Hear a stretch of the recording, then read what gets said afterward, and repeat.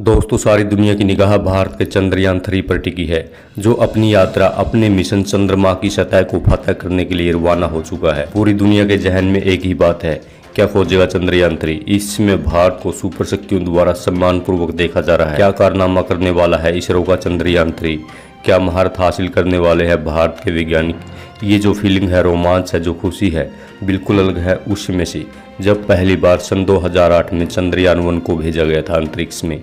उसमें कोई भी भारत को सीरियस नहीं लेता था, हीन भावना से देखा जाता था हमें। उस वक्त सारी सुपर पावर बोलती थी, चलो ठीक है, भारत ने अपना एयरक्राफ्ट बना लिया है लो बजट से, चांद पर पहुंचना तो दूर की बात, उसके आसपास भी नहीं जा पाएंगे। कुछ ज़्यादा इंटरेस्टेड नहीं था, कोई हलचल नहीं थी। ये बात है सन 2008 की, जब लोग हमारे बारे में ऐसा सोचते थे। लेकिन उसके बाद एक ऐसा चमत्कार हुआ, क्योंकि इसरो ने चंद्रयान 1 को डिजाइन ही इस तरीके से किया था कि वो चांद पर आसानी से लैंड कर सके। उसके अंदर एक ऐसा प्रोब डालकर भेजा गया था जो हार्ड लैंडिंग करता चंद्रमा की डार्क साइड पर, जहां पर उस वक्त कोई भी नहीं उतरा था, और वो वहां पर पहुंच गया और उसने सारी जानकारी भेज दी चंद्रयान 1 तक। इसको रिले कर दिया गया इसरो के सेंटर तक, जिसने जानकारी दी चंद्रमा का वातावरण क्या है, कैसी है वहां की मिट्टी, अगर हमें वहां पर सॉफ्ट लैंडिंग करनी है तो कौन कौन से साधन, कौन कौन से इक्विपमेंट यूज होंगे, क्या क्या सिस्टम लगाने होंगे। सारा का सारा डाटा चंद्रयान से होता हुआ इसरो तक पहुंच चुका था। उसके बाद चंद्रयान चंद्रमा की सतह से टकराया। उसके बाद उसने जो स्टडी की, एक्सपेरिमेंट किया वहां की मिट्टी के साथ, उसके बाद पता चला कि चंद्रमा पर पानी मौजूद है। दोस्तों, आपको बता दें कि चंद्रयान 1 ने ही सबसे पहले ये बताया था कि चंद्रमा पर पानी है। लेकिन जैसे ही नासा को इस बात की खबर लगी, उसने भारत का मजाक बनाना शुरू कर दिया। अरे भाई, क्या कह रहे हो आप, आपकी छोटी सी एजेंसी है इसरो ने पहला मिशन लॉन्च किया और तुमने वहां पानी खोज लिया। हमने इसके लिए 3000 करोड़ रुपए खर्च किए, हमें तो कुछ नहीं मिला वहां पर, और तुम यहाँ पर पानी खोजने की बात कर रहे हो। जो ये अंग्रेज होते हैं, अपने आप को कुछ ज्यादा ही एडवांस मानते हैं कि हम सर्वों है, हमसे बेहतर कोई नहीं। इन्होंने फिर भेजा ल्यूनर रिक्वेस्ट आर्बिटर, वहां से इसने प्रोब रिलीज किया, नीचे टकराया क्रेटर से, वहां से जो उल्टी बारिश शुरू हुई। उल्टी बारिश का मतलब जो चंद्रमा के बड़े बड़े गहरे गड्ढे हैं, दाग हैं, इसलिए बने हैं क्योंकि चंद्रमा का कोई वायुमंडल नहीं है, कोई एटमॉस्फेयर नहीं है, कोई वातावरण नहीं है। और जब एटमॉस्फेयर नहीं होता तो कोई भी आकाशीय सिलिस्टर बॉडी आती है, चाहे वह धूमकेतु हो, चाहे ऐसी ही कुछ चीज हो, जब ये मीटराइड घुसते हैं वहाँ वो वातावरण नहीं मिलता तो एनवायरनमेंट में फ्रिक्शन से जलते हैं, जिस प्रकार से धरती पर होता है। आपने टूटते तारों को देखा, वही जो छोटे छोटे मीथियोराइट्स रखे उल्कापिंड होते हैं जो धरती के वायुमंडल में प्रवेश करते हैं, तब उन्हें फ्रिक्शन महसूस होता है। सारी गैसेज बहुत किलोमीटर दूर तक जलकर खत्म हो जाते हैं। लेकिन चंद्रमा का कोई वायुमंडल नहीं है, इसलिए ये एटमॉस्फेयर सीधे ईथर करके जमीन से टकराते हैं और वहां पर बड़े बड़े छेद यानी गड्ढे हो जाते हैं। चंद्रयान 1 ने बताया था कि इन्हीं गड्ढों के अंदर जो पानी है वो बर्फ बनकर जमा हुआ है। जब LRO मिशन भेजा गया तो उसने एक प्रोब भेजा, जैसे ही जमीन से टकराया, उन क्रेटर से टकराया, जो वहां से उल्टी बारिश शुरू हो गई। उल्टी बारिश कहने का मतलब ये, वो बर्फ के टुकड़े ऊपर की ओर उछले हवा में, जो कि एकदम उल्टी बारिश जैसा लगता है। इसके बाद LRO मिशन ने मैसेज दिया कि यहाँ पर पानी है, पर उतना नहीं, बेहद कम है, पर चांद पर पानी है। यहाँ उनके तीसरे मिशन ने कंफर्म कर दिया कि चांद पर 500 ट्रिलियन लीटर पानी मौजूद है।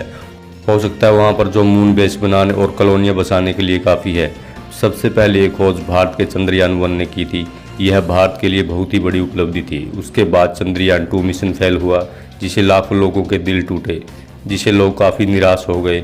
अब चंद्रयान 3 पूरे कॉन्फिडेंस के साथ जा रहा है। आशा है कि इस बार यह ठीक काम करेगा, क्योंकि यह एक फेलियर बेस्ड मॉडल है, क्योंकि पहले जो गलतियां हुई थी उसको सही कर लिया गया है और उसे और भी बेहतर बना दिया गया है। इस बार तो यह मिशन कामयाब होकर ही रहेगा।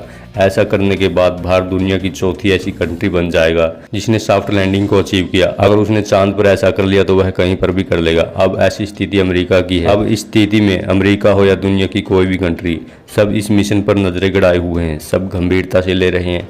2008 का वो माहौल, जहाँ भारत के इस मिशन को इतना बड़ा नहीं माना जाता था, लेकिन आज के समय दुनिया में भारत के स्पेस मिशन को दुनिया की सबसे बड़ी सैटेलाइट लॉन्चिंग फैसिलिटी माना जाता है। न जाने इसरो ने कितने सारे देशों के कितने सारे सैटेलाइट लॉन्च कर दिए हैं, वो भी सबसे कम बजट में भेजने वाली कंट्री बन चुके हैं। अंतरिक्ष में किसी भी चीज को भेजना है तो इसरो से संपर्क कीजिए। इसरो कम बजट में अंतरिक्ष में सेट कर देगा। पहले अमेरिका के द्वारा, यूरोपियन कंट्री के द्वारा बोला जाता था इनका बजट कम है, ये नहीं कर पाएंगे, नहीं कामयाब हो पाएंगे स्पेस मिशन में।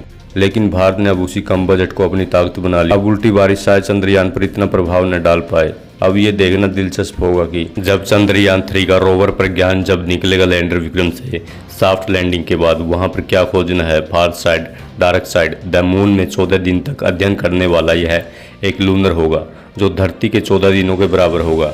वहां का एक दिन और धरती के 14 दिनों के बराबर होगा। अगर यह मिशन कामयाब रहा तो यह बड़ी बड़ी स्पेस एजेंसियों के मुंह पर किसी तमाचे से कम नहीं होगा। इस मिशन को लेकर चाइना बड़ा बुखलाया हुआ है। उसे डर सता रहा है कि कहीं भारत इस मिशन के जरिए उसकी जासूसी तो नहीं कर रहा। लेकिन इसरो को इन सब बातों से कोई फर्क नहीं पड़ने वाला, क्योंकि इसरो की जो इज्जत है वो एक अलग मुकाम तक पहुंच चुकी है। अब और कौन कौन से फेनोमेनन है चंद्रमा के ऊपर इसरो बड़े कॉन्फिडेंस के साथ भेज रहा है, कोई नई चीज का पता लगाया जा सके। चंद्रयान 3 में एक साइमेस्टिक मीटर लगाया हुआ है जो वहाँ की एक्टिविटी को इत्यादि को मापेगा।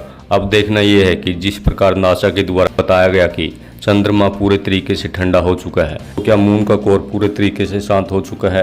वहाँ पर लावा ट्यूबर्स तो मौजूद है पर उसमें लावा नहीं। इस तरीके से धरती के बीच का जो पार्ट है उसके अंदर लावा भरा रहता है जो बहुत गर्म होता है। तो क्या मून का भी कोई सेंटर कोर है जो अभी जागृत है या पूरे तरीके से खत्म हो चुका है। क्या चंद्रमा की सतह के नीचे भी उसी तरह की प्लेट्स हैं जिस प्रकार से धरती के अंदर प्लेट्स हैं, क्योंकि चंद्रमा का कॉम्पोजिशन जिस प्रकार का है धरती की तरह ही है या कुछ अलग है। क्या चंद्रमा पर जीवन संभव है, अभी कुछ भी नहीं कहा जा सकता। क्या खोज कर निकालेगा प्रज्ञान, ये हमें आने वाले कुछ ही समय में पता चल जाएगा। आज के लिए इतना ही दोस्तों, वीडियो देखने के लिए आपका दिल से धन्यवाद।